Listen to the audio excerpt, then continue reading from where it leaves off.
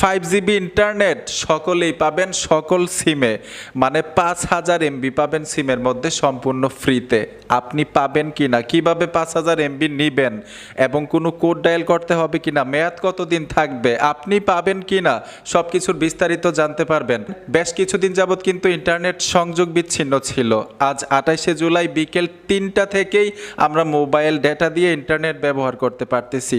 যারা মোবাইল দিয়ে internet data ব্যবহার করি তারাই কিন্তু 5 জিবি ইন্টারনেট ফ্রি পাবো। এখন কন্ডিশন কি, ছোট্ট একটা ভিডিও থেকে জানতে পারবো। তো চলেন বকবক না করে আমরা মূল ভিডিওতে চলে যাই। আরেকটা বিষয়, ভিডিওটা অবশ্যই অন্য একটা বাইকে দেখার সুযোগ করে দিবেন যাতে উনিও এই বিষয়টা জানতে পারে। প্রথমে আমরা জানবো কোন কোন সিমে 5 জিবি ইন্টারনেট ফ্রি দিচ্ছে। সকল সিমে, গ্রামীণ, রবি, বাংলালিংক, এয়ারটেল।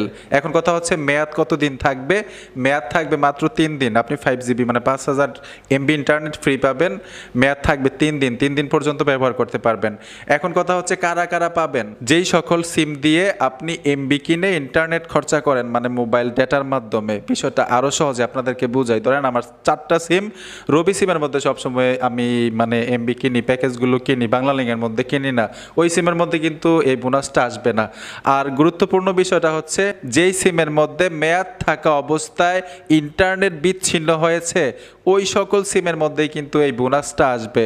ধরুন আপনার 200 MB 300 MB ছিল, তখনই ইন্টারনেট বিচ্ছিন্ন হয়েছে, ওই সিমের মধ্যে আপনি এই বোনাসটা পাবেন, মানে 5 জিবি ইন্টারনেট 3 দিনের মেয়াদ পাবেন।